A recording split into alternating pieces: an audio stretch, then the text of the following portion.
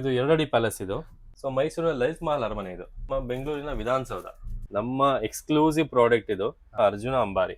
Complete ನಾನೇ hand make ಮಾಡಿರೋದು ಇದು. ಒಂದು 6 to 7 ಇಯರ್ಸ್ ಆಯ್ತು ಸರ್. ಎಕ್ಸ್ಕ್ಲೂಸಿವ್ಲಿ 100% ಬರೀ ವುಡ್ ಮಾತ್ರನೇ, ಮಣ್ಣಿಂದಿರೋದಿಲ್ಲ. ನೀವು ನೋಡ್ತಾ ಇರೋದು ಇದೆಲ್ಲ ರಾಜಾರಾಣಿ ಗೊಂಬೆಗಳು ಇವೆಲ್ಲ. ಸೊ ಇದ್ರಲ್ಲಿ ಎಕ್ಸ್ಕ್ಲೂಸಿವ್ ಏನಂದ್ರೆ ಇದೆಲ್ಲ ನಿಮಗೆ ಕುಂಕುಮ ಬಾಕ್ಸ್ ಬರ್ತವೆ. ಇದು 2 in 1 ತರ ಯೂಸ್ ಮಾಡಬಹುದು.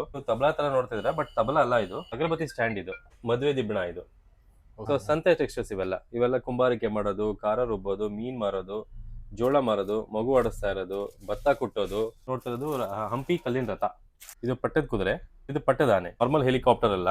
ಸೊ ಇದು ಕಂಪ್ಲೀಟ್ ಡಿಸ್ಮ್ಯಾಂಟಲ್ ಮಾಡಿ ಮತ್ತೆ ರೀಅಸೆಂಬಲ್ ಮಾಡೋದು. ಮಕ್ಕಳಿಗೆ ಸ್ವಲ್ಪ ಯುನೀಕ್ ಆಗಿರುತ್ತೆ, ಮತ್ತೆ ಟೇಬಲ್ ಡೆಕೋರ್ ಚೆನ್ನಾಗಿರುತ್ತೆ. ಎತ್ತಿನ ಗಾಣ, ಮೈಸೂರಿನ ಕ್ಲಾಕ್ ಟವರ್, ಇದು ಮೈಸೂರಿನ ಅಂಬಾವಿಲಾಸ್ ಅರಮನೆ. ಸೊ ಇದು ಮೈಸೂರಿನ 2ನೇ ಅಂಬಾವಿಲಾಸ್ ಅರಮನೆ. ಇದು ಜನಪದ ಶೈಲಿಯ ಪೂಜಾ ಕುಣಿತ ಅಂತೀವಿ ಇದನ್ನ. ಯಕ್ಷಗಾನ ಫೇಸ್ ಡಾಲ್ ಇದೆಲ್ಲ.